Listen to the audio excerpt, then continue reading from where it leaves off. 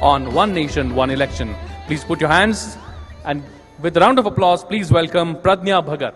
अखंड महाराष्ट्र के आराध्य दैवत छत्रपति शिवाजी महाराज, मंचस्थ समस्त विचारवंत और एक उत्तम दिशा में आकार लेता हुआ संपूर्ण युवागण। कुछ साल पहले हमारे देश के महान शास्त्रज्ञ और भारत के पूर्व राष्ट्रपति अब्दुल कलाम सर ने एक सपना देखा था कि हमारा भारत देश 2022 तक महासत्ता बनाना है।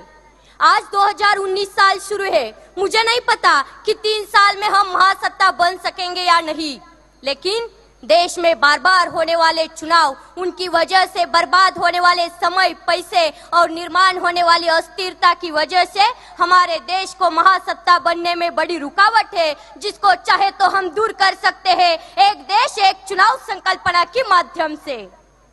नमस्ते, मैं प्रज्ञा भगत छात्र संसद में युवाओं का प्रतिनिधित्व करते हुए अपनी बात रख रही हूँ। 2009 के लोकसभा चुनाव में चुनाव आयोग द्वारा खर्च हुई रकम थी 1700 करोड़। 2014 के लोकसभा चुनाव में वही खर्च था 4000 करोड़। अनुमान है कि इस बार के चुनाव में यही खर्च बढ़कर 7000 करोड़ से ज्यादा हो सकता है। ये सभी लोकसभा चुनाव के खर्च के आंकड़े हैं। बाकी हमारे देश में विधानसभा चुनाव और कई तरह के चुनाव होते हैं, जिसमें होने वाला सरकारी खर्च लोकसभा चुनाव से कई गुना ज्यादा होगा।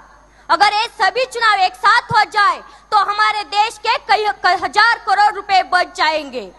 हमारे देश में जब विधानसभा चुनाव होते हैं तब देश के बहुत से केंद्रीय मंत्रीगण, यहाँ तक कि प्रधानमंत्री तक सब नेता अपनी अपनी पार्टी के लिए चुनावी रैलियों में जाते हैं, जबकि उन्हें 5 साल देश के लोगों की समस्याएं सुलझाने के लिए चुना गया होता है। हर साल ये विधानसभा चुनाव होते हैं और हर साल ये मंत्रीगण अपना यही समय रैली में गवा देते हैं। अगर एक देश एक चुनाव संकल्पना साकार हो जाए तो बाकी चुनावों के कार्यक्रम विपरीत हो जाएंगे। हमारा देश कई हजार करोड़ रुपए से बच जाएगा और 5 सालों में एक ही बार चुनावी रैलियों के लिए जाना पड़ेगा। यह एक बहुत बड़ा फायदा हमारे भारत देश के लिए होगा। ना रुकेगा आचार संहिता की वजह से विकास और ना वो जाएगा प्रशासकीय व्यवस्था के ऊपर। बस इस पूरी संकल्पना में मुझे एक दिक्कत दिख रही है। अगर किसी लोकसभा या किसी विधानसभा में कम संख्या बल होने की वजह से कोई सरकार समय से पहले गिर जाती है या खारिज हो जाती है तो ऐसे समय में क्या किया जाए? क्योंकि अगर उस खारिज हुई विधानसभा या पंचायत का चुनाव फिर से किया जाए तो देश के बाकी चुनावों के कार्यक्रम के विपरीत हो जाएगा। अगर इस विषय पर हमारे संविधान में कोई हल बनाया जाए और हमारे कायदे मंडल की ओर से कोई अच्छा नुस्खा निकाला जाए तो बाकी सब काम आसान हो जाएंगे।